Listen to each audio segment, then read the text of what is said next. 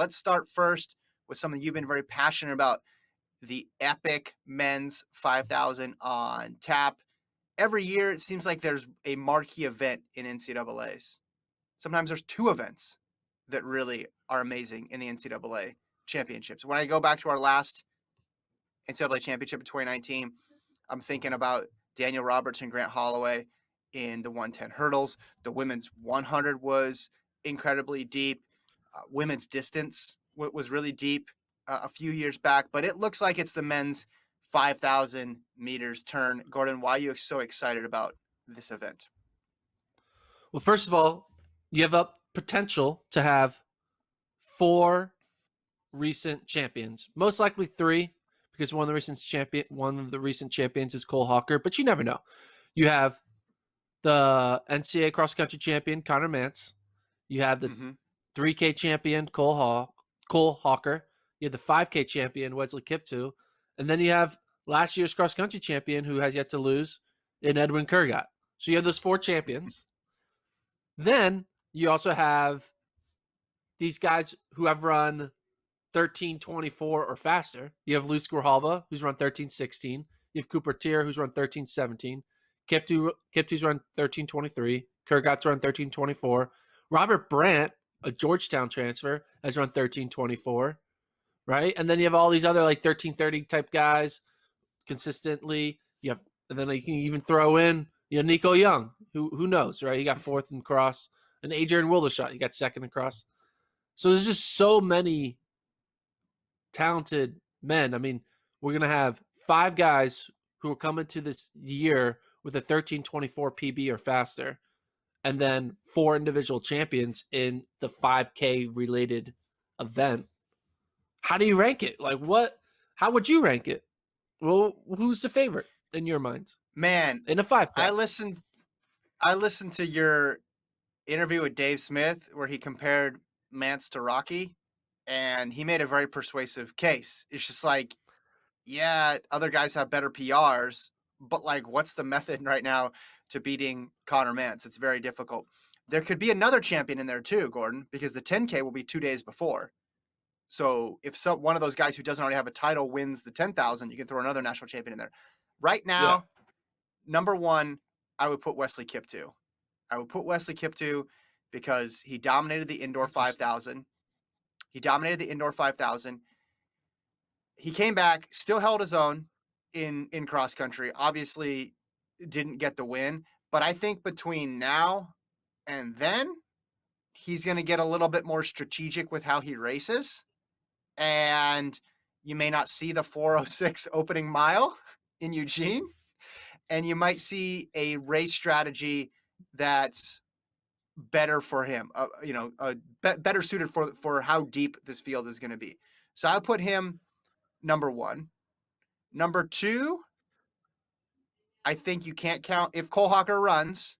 I would put him. Let's assume Cole Hocker doesn't run. Okay. Okay. Well, No, then I'm going to sub in runs just for fun. Let's assume it's okay. Runs. Well, I'll put the Oregon. Go 4 deep. I'll put the Oregon conglomerate in there. I'll put the Hocker / Teare. So what we know, one of them is going to ran, right? So Hocker / Teare, Teare / Hocker, I put next. Then I would put Grijalva in there, and then I would go Mantz. Even though I'm doing the exact same thing that people have done before to Mantz, which is count him out. I know I'm doing the same thing, but I think that's my top 4/5. I know I'm leaving out Kurgat, but I think Kurgat's going to win the 10,000, and he's going to be a little bit tired coming back to the 5. I mean, a lot of other guys are going to be running the 10,000 as well too, but I'm going to put Kurgat in 5th. So not only are you're saying Connor Mantz won't win the 5K, which is okay, but then you're like, but he also isn't going to win the 10K either? I got him 2nd in the 10K right now in my early rankings here. I got Kurgat, then Mantz. No disrespect. It's just a tough year. It's a tough year. Yeah. It's weird, but are we going to keep doing this to Mantz forever? I mean, it's like he's going to win, but we're constantly going to be like, well, you're not going to win the next one. And then he wins the next one. Well, you're not going to win the next one. Keeps going. Anyway, yeah, listen. It's tough. It's a tough field. No matter who you pick, you're going to be quote unquote overlooking at least 2 or 3 people because of the resumes of everybody. It's impossible not to. Okay, here's the thing. I'm going to tell you what's going to happen. This is going to be the exact top 8 in order. No ifs, ands, or buts. Finishing in 8th place, it's going to be our boy, Robert Brandt, who always finishes in 8th, even though, which shows how good this 5K is because he's a 13:24 guy. I do think Robert Brandt is going to do better in the 10K, and that's why he finishes 8th in the 5. In 7th, I'm going with the Moen Kemboy of Arkansas. He's consistent. He'll be All-American. Mhm. He's talented. He's a 13:33 guy. In 6th, Nico Young. Mm-hmm. He only has a PB of 13:44. I think he's going to go into NCAAs with a 13:30 PB. And I think a 6th place finish in this field is a hell of a start for Nico Young. 5th place, I'm disrespecting Connor Mantz and putting Wait, what? Mantz You just told me I was ranking him too low, and then you're putting him almost in the same spot. Come on, man. Well, I'm putting Mantz number 1 in the 10K, so at least I'm giving him that. I am giving Mantz a title. So in 5th place, Mantz. In 4th place, I'm going Wesley Kiptoo. Hey, man, he's got to learn how to kick, and he's got to learn how to race. If he would have won that cross-country championship, I probably would have said Kip.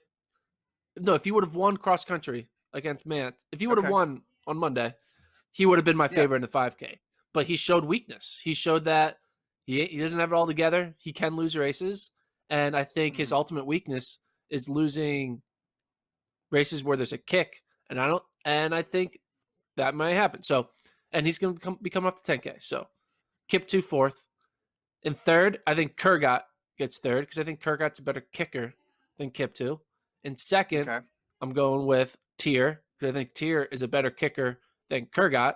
And then in 1st, I'm going with Grijalva because I think Grijalva is the best kicker of them all. And I honestly think a 9th, when you really look at it, 9th place finish on a hilly 10K for Grijalva is actually impressive and not a disappointing. Yeah, sure, I ranked him number 1, and I was wrong in that, and I've admitted that. But I don't think I'll be wrong in admitting that he's the number 1 5K runner because he's going to be a lot more comfortable on the track. Well, even when I did the workout Wednesday with him, and he was like struggling in that workout, if you watch it on FloTrack, he was like their 3rd guy in the workout. Mm-hmm. He's like, yeah, this is hard for me. It's not a track where I'm best. Like he admits that he's not built to be a cross country runner. He's built to be a track runner. 13:16, man, and he smoked Cooper Teare head up, and Cooper Teare is legitimate. Like, yeah. To be honest, right. I think so. The only way Luis Grijalva doesn't win this is if Cole Hocker enters. That's what I think. Okay, that was my next question. So you're just taking Hocker out of it. So I did the Hocker / Teare place. Okay. Yeah. Okay. Do you think 15? Okay. Is that what? So you think Oregon will split it up just to maximize points? Is that your thought process? Yeah. Or is that just this event is better for them? Each individually, like Teare's a better 5K runner and Hocker's. Okay. I mean, I could see them though. Actually, now that I think about it, they could put Hocker potentially in the 5K because they have a lot more milers. Right? You have James West, Reed Brown, Charlie Hunter, maybe, where they don't have many legitimate 5K guys like a Cooper Teare. So it actually might make more sense to put Teare and Cooper in the same race because then they could. Well, it gives the Reed Browns and the James Wests more of an opportunity to score more points without Cole Hocker in the mix. If you have 4 good athletes, you want to split them up 2 and 2, not 3 and 1, basically. That's the argument. That's fair. We'll see what they do. That's fair. Okay, so I'll just take them out just so we have consistency here, and I'm going to go Kiptoo, Teare, Grijalva, Mantz, Kurgat as my top 5. That's where I'm going for top 5. I could go beyond that, but I'll do that in a later pod. I'm sticking with these ones. I think I'm going to go 8 for 8. I think you will. I think it's going to be like your bracket. It's going to be like perfect. It's like the East Regional bracket. You're just going to go boom, boom, boom, boom, boom in that first round. That's the plan. And get all 8 of them.